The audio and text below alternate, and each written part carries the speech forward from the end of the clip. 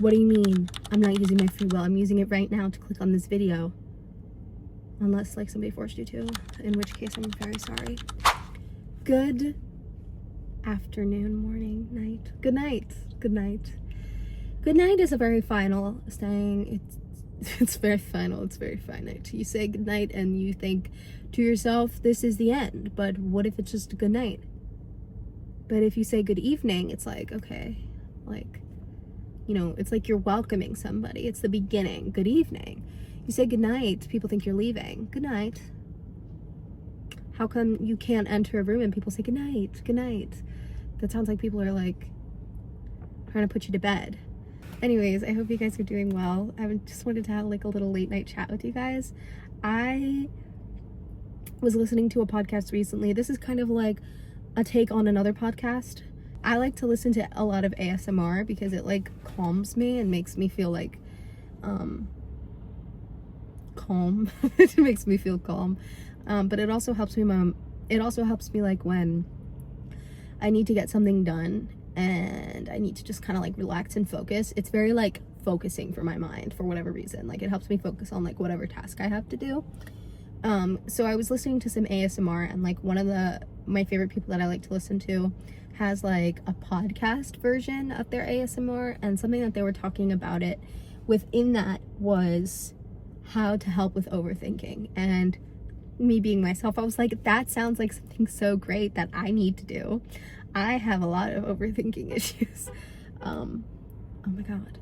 I have a lot of overthinking issues. So I found a lot of what she said to be super helpful. And one of the biggest things that she said that I wanted to talk about today is the fact that a lot of us are not properly utilizing our free will as human beings. And so I wanted to talk about that because I found it so interesting. Okay, I know this can be a little bit confusing. What do you mean? I'm not using my free will. I'm using it right now to click on this video. Unless like somebody forced you to, in which case I'm very sorry. One of the biggest things in life that we do all the time without thinking about it is attaching meaning to things. Nothing in life has meaning in and of itself. We give it meaning, and I think that that's so insanely beautiful, and I think we're all aware of it. We just don't think about it. We don't sit down and realize how much that is true and how much we are affected by it. So a great example of this is like my Java sock here. This is what I used to keep my coffee this is what I put my iced coffee in. It's got little Christmas things on it, right?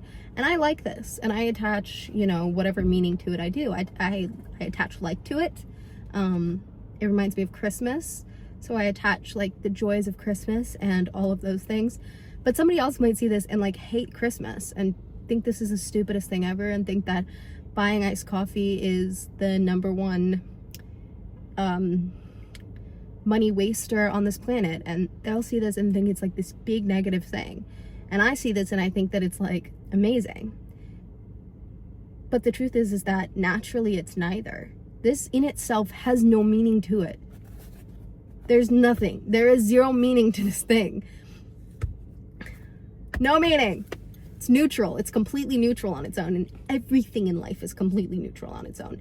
Meaning is something we give to things. And when we are consciously using that, we can become so powerful. And obviously a lot easier said than done. But that is something that I heard in the podcast that I was listening to that just like really stood out to me, because it truly is such a beautiful way to use your free will that we never do. We just kind of mindlessly allow things to have meaning, even if we didn't do it. Even if we allow society's meaning or the general consensus of people's meaning to be plastered onto things, and we don't ever get a say, or we don't ever give ourselves a say in what that meaning is to us. We just kind of adopt others' meanings of things, and it's like, no, you get to choose meaning. And what things mean in your life are so important to the way that your reality is. They're so important to your reality. And so we just allow everything to kind of take on whatever meaning we want without intentionally choosing it. and intentionally giving or taking away meaning. And that is so crazy to think about, that we just don't really give things meaning ourselves a lot of the times, and a lot of the times we allow other people to put meaning on things. And that goes for like so much. When you give yourself the ability to change the meanings of things and understand that, like, not even change, but like understand where meaning comes from, I feel like it can help you like get through certain things, get over certain things. You know, one thing doesn't have to mean another just because most people say it does. Do you know what I mean? I just think that that's a really cool thing to consider and think about and be mindful of, just aware of like when you're putting on meaning to things and how you're doing it. And a lot, you know, we do it subconsciously every day, and just being aware of it is so cool. And that aspect of mindfulness is just like stunning to me.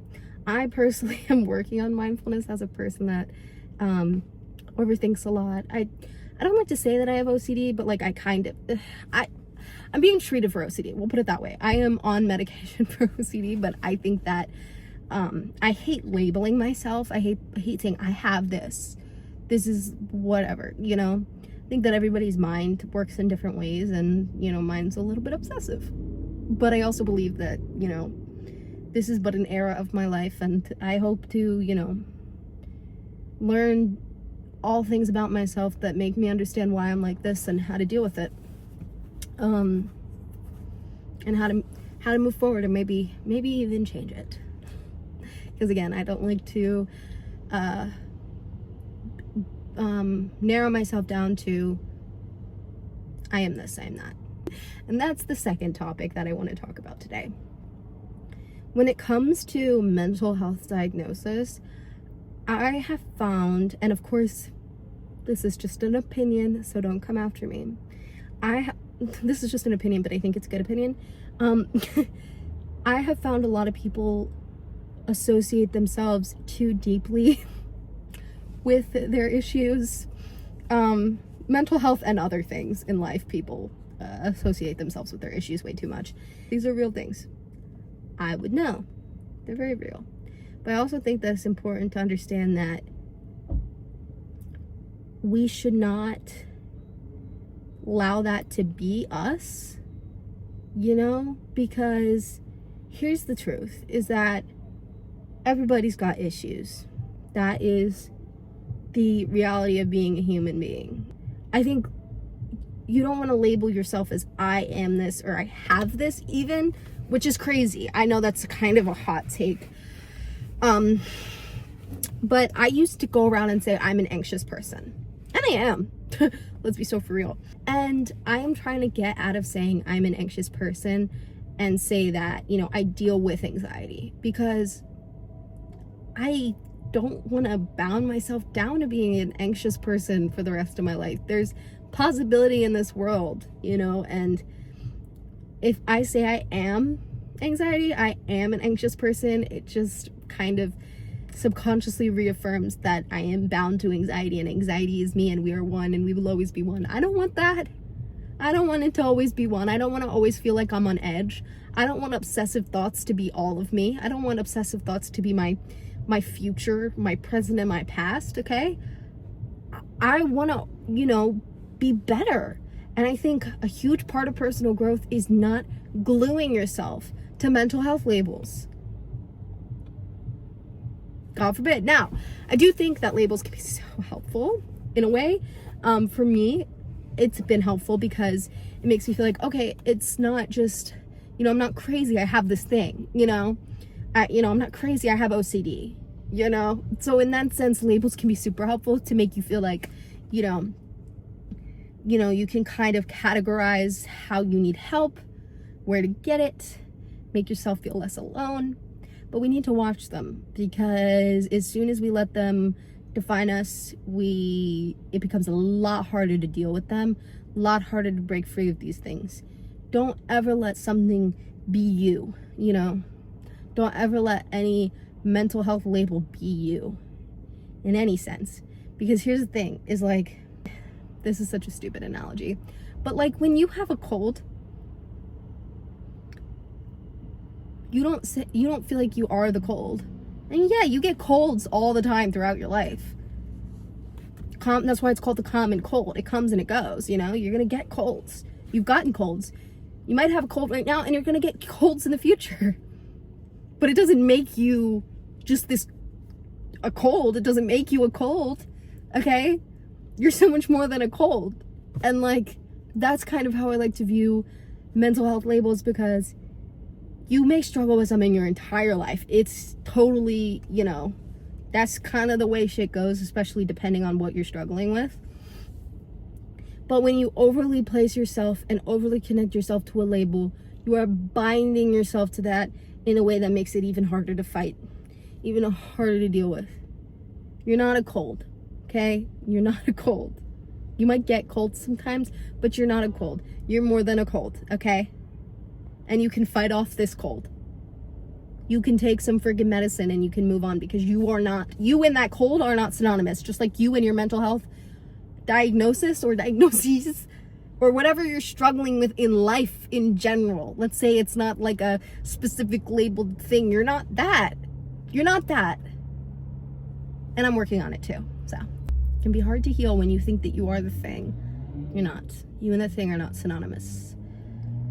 You might deal with the thing, but you are not the thing. And you have to remember that, because when we start to think we are the thing, or the thing is physically attached to us in a way that it isn't, we just assume that there is no hope subconsciously. Even if we try to have hope, there's like this mindset of, well, I'm gonna try, but you know, this is just who I am. It's not who you are. And it shouldn't be, and you shouldn't accept that it is.